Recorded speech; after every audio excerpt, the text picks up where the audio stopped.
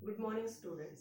हमारा next topic है acceleration time graph. कल आपने वेलोसिटी टाइम ग्राफ और पोजीशन टाइम ग्राफ देखा था ना। आज थर्ड क्या है हमारा, एक्सेलरेशन टाइम ग्राफ। आपको पता है कि एक्सेलरेशन के अंदर मेरा क्या होता है। एक्सेलरेशन के अंदर क्या, वेलोसिटी क्या होती है, कांस्टेंट होती है ना। एक्सेलरेशन क्या होता है, rate of change of velocity is known as acceleration. तो एक्सेलरेशन में वेलोसिटी क्या रहती है, कांस्टेंट। तो अब हम अपना एक्सेलरेशन टाइम ग्राफ देखते हैं।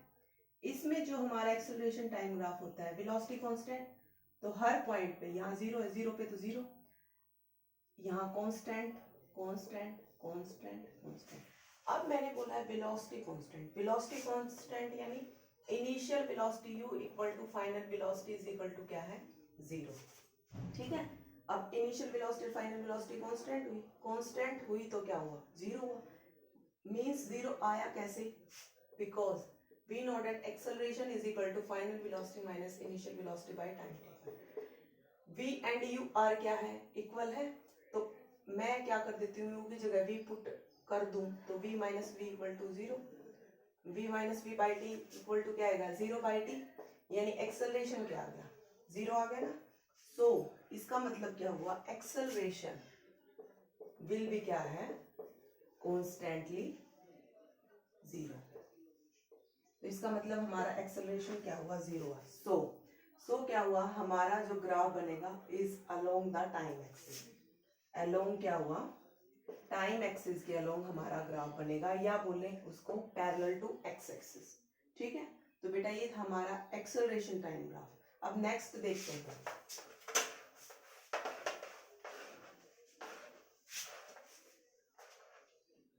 नेक्स्ट है हमारा, मैंने पहले लिया था यूनिफॉर्म मोशन। ठीक है। अब मैं ले रही हूं यूनिफॉर्मली एक्सेलरेटेड मोशन।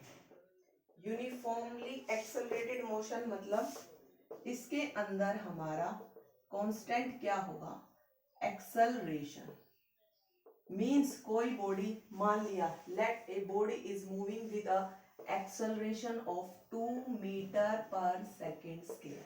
मीन्स क्या है, every second body increase its acceleration, its velocity by 2 metre per second. ठीक है।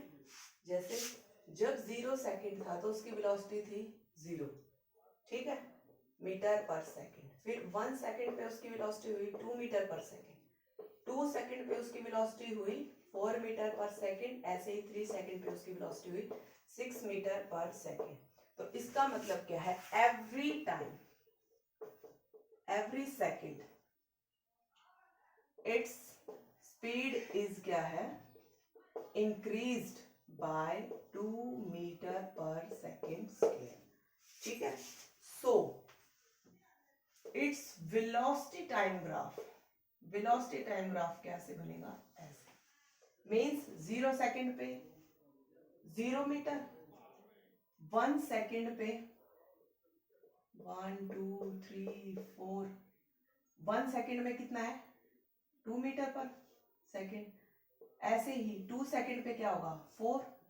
तो एक्सेल हमारा ग्राफ क्या होगा, हमारा ग्राफ क्या होगा, straight line passing through the origin. Straight line passing through origin. समझ में आया। इसमें यूनिफॉर्मली एक्सेलरेटेड मोशन लिया है हमने। यूनिफॉर्मली एक्सेलरेटेड मोशन के अंदर जब मोशन हमारा यूनिफॉर्मली एक्सेलरेटेड, मतलब एक्सेलरेशन क्या रहेगा इस केस में, कांस्टेंट रहेगा। मतलब क्या है, मान लो कोई बॉडी ए एक्सेलरेशन से हर बार क्या कर रही है, मूव कर रही है, तो every second its velocity is increase by 2 metre per second. तो 1 सेकेंड पे 2 मीटर पर सेकेंड, 2 पे 4, 3 पे 6, तो हर सेकेंड उसकी स्पीड इंक्रीज हो रही है। तो ग्राफ कैसे बनेगा हमारा, ऐसा straight line passing through origin. This point is क्या है, ओरिजिन। ठीक है। उसके बाद हम हमारा पोजीशन टाइम ग्राफ और एक्सेलरेशन टाइम ग्राफ देखते हैं यूनिफॉर्मली एक्सेलरेटेड मोशन के केस में। अब हमारा क्या है, एक्सेलरेशन टाइम ग्राफ क्या होगा। मैंने आपको क्या बताया था कि जब ऑब्जेक्ट रेस्ट में रहेगा तो position time graph parallel to X axis होगा, जब यूनिफॉर्म मोशन में होगा तो velocity time graph parallel to X axis था, जब यूनिफॉर्मली एक्सेलरेटेड मोशन होगा तो एक्सेलरेशन टाइम ग्राफ क्या होगा, parallel to X axis. Means क्या है, मैंने क्या बोला है, हमारी बॉडी का एक्सेलरेशन क्या है, कांस्टेंट, एवरी सेकंड उसकी वेलोसिटी 2 मीटर पर सेकंड से इंक्रीज हो रही है, मतलब हर बार 2 मीटर पर सेकंड का स्पीड में डिफरेंस है ना, तो मान लो 1 सेकंड पे भी उसकी वेलोसिटी कितनी होगी, 2 मीटर पर सेकंड, 2 सेकंड पे भी 2 मीटर पर सेकंड, 3 सेकंड पे भी 2 मीटर पर सेकंड। तो ग्राफ क्या होगा, पैरेलल टू एक्स एक्सिस या टाइम एक्स। ठीक है, अब ऐसे ही इसका पोजीशन टाइम ग्राफ कैसे होगा, position time graph, position time graph इस केस में क्या होगा, पोजीशन टाइम ग्राफ ये है मेरा पी टी। अब मैंने ये ग्राफ ऐसे क्यों बनाया, क्यों, क्योंकि पोजीशन टाइम ग्राफ जब हमारा ऑब्जेक्ट 0 सेकंड पे है तो उसने 0 मीटर डिस्टेंस ट्रैवल किया, मतलब कुछ किया ही नहीं। जब 1 सेकंड पे हुआ तो 2 मीटर, 2 सेकंड पे हुआ तो 4 मीटर, 3 सेकंड पे हुआ तो 6 मीटर। मतलब क्या है, हर बार क्या है, उसकी स्पीड, उसकी वेलोसिटी क्या हो रही है, इंक्रीज होती जा रही है। ठीक है, हर पॉइंट पे 1 सेकंड पे यहाँ 2, ठीक है, 2 सेकंड पे हो गई उसकी, 2 पे कितनी होगी, 1 सेकंड पे 2, 2 पे कितनी होगी 4, 2 + 2, 3 पे कितनी होगी 2 + 2 + 2 6। तो इस तरह से हमारा ग्राफ क्या करेगा, इसका स्लोप होगा हमारा इस टाइप का पोजीशन टाइम ग्राफ के अंदर। अब रेस्ट का केस होगा यूनिफॉर्म मोशन, यूनिफॉर्म एक्सेलरेशन। अब क्या रह गया, एक्सेलरेशन के बाद यूनिफॉर्म रिटार्डेशन का case, uniformly retarding motion. Uniformly retardation क्या होता है, यूनिफॉर्म रिटार्डेशन का मतलब क्या होता है, नेगेटिव एक्सेलरेशन जब हो, नेगेटिव एक्सेलरेशन को ही क्या बोलते हैं, रिटार्डेशन बोलते हैं ना।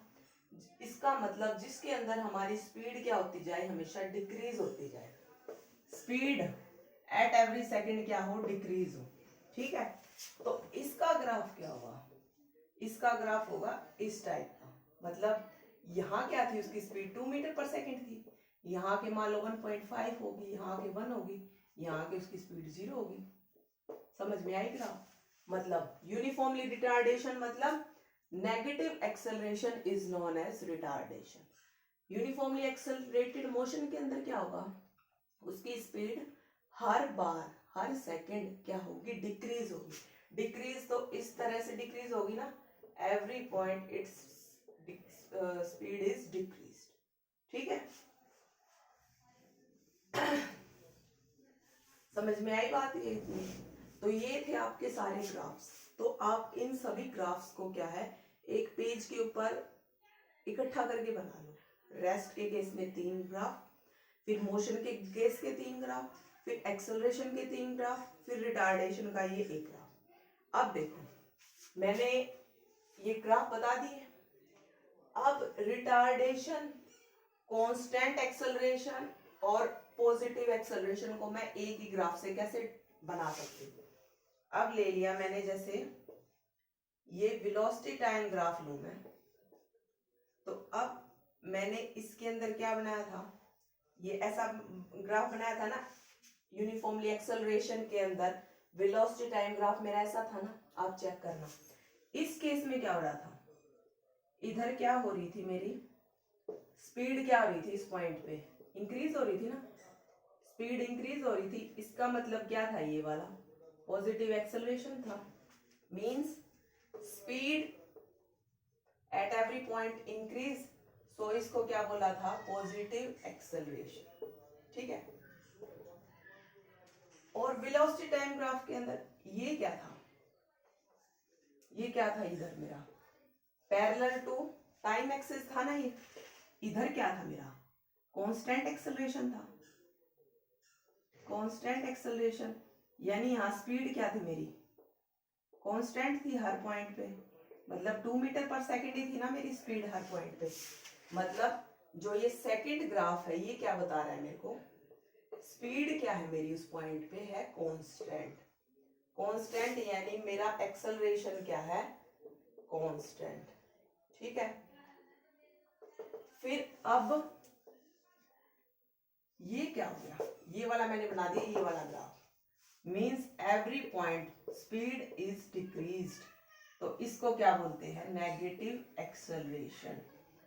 स्पीड क्या हो रही है, एवरी पॉइंट क्या हो रही है, डिक्रीज हो रही है, तो इसको क्या बोलते हैं, रिटार्डेशन।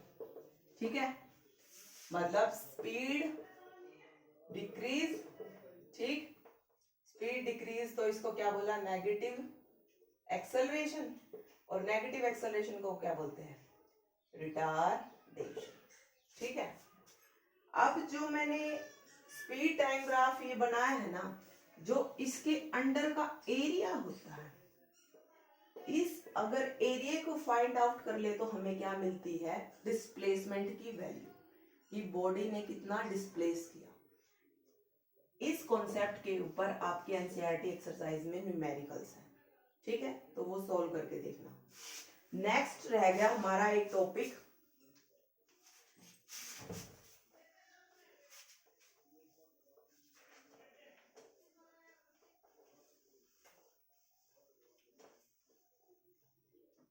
नेक्स्ट टॉपिक है हमारा सर्कुलर मोशन। सर्कुलर मोशन क्या होता है, when a body moves in a circular path, मतलब कोई भी ऑब्जेक्ट है जब सर्कुलर पाथ में क्या कर रहा है, मूव कर रहा है, मींस इस टाइप से सर्कुलर मोशन में कोई भी बॉडी मूव कर रही है तो इसको बोलेंगे सर्कुलर मोशन। नेक्स्ट है हमारा uniform circular motion. Uniform circular motion, uniform circular motion के अंदर क्या होती है मेरी, स्पीड क्या होती है, कांस्टेंट। स्पीड कांस्टेंट मतलब अब सर्कुलर मोशन तो है लेकिन स्पीड क्या है, कांस्टेंट। कांस्टेंट मतलब हर एक पॉइंट पे, इधर भी, इधर चला, इधर, वो मान लो 2 मीटर पर सेकंड की स्पीड से चल रहा है। ठीक है, इस केस में क्या होगी, स्पीड हो गई हमारी कांस्टेंट। लेकिन यूनिफॉर्म सर्कुलर मोशन के अंदर भले ही स्पीड कांस्टेंट हो, लेकिन क्या है, स्पीड तो है कांस्टेंट लेकिन वेलोसिटी क्या होती है, वेलोसिटी इस केस में कांस्टेंट नहीं होती। Means speed is constant in uniform circular motion but velocity cannot be constant, velocity cannot be constant। क्यों, क्योंकि velocity हमें पता है क्या होती है, वेक्टर क्वांटिटी होती है, velocity वेक्टर क्वांटिटी होती है ना, और वेक्टर के अंदर क्या होता है, मैग्नीट्यूड और डायरेक्शन दोनों होती है ना वेक्टर क्वांटिटी के अंदर। लेकिन इधर देखो, हर एक पॉइंट पे मैंने बोल दिया स्पीड तो है कांस्टेंट, कोई भी बॉडी एक ही स्पीड से सर्कुलर मोशन में मूव कर सकता है, लेकिन डायरेक्शन देखो, हर एक पॉइंट पे उसकी डायरेक्शन अलग है, अभी यहाँ है, अभी यहाँ है, अभी यहाँ है। ठीक है, तो यूनिफॉर्म सर्कुलर मोशन क्या होगा, speed at every point will become constant but velocity is not constant in this case because velocity is a vector quantity and vector quantity have magnitude and direction. Its magnitude will remain fixed for some time but its direction is not same at every point. So this is the uniform circular motion.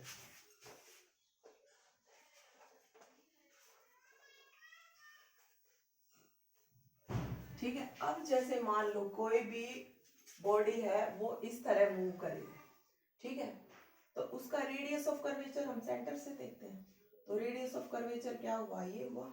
ठीक है, तो मान लिया मैंने उसको r से denote किया। Speed क्या होती है, डिस्टेंस बाय टाइम होती है ना, तो अब इसका क्या है, इन कंप्लीटिंग वन सर्कल, जब ये ऑब्जेक्ट क्या है, एक सर्कल कम करेगा, कंप्लीट करेगा, इन कंप्लीटिंग वन सर्कल, तो उसका डिस्टेंस कितना होगा, ये पूरा सर्कल कब कंप्लीट होगा?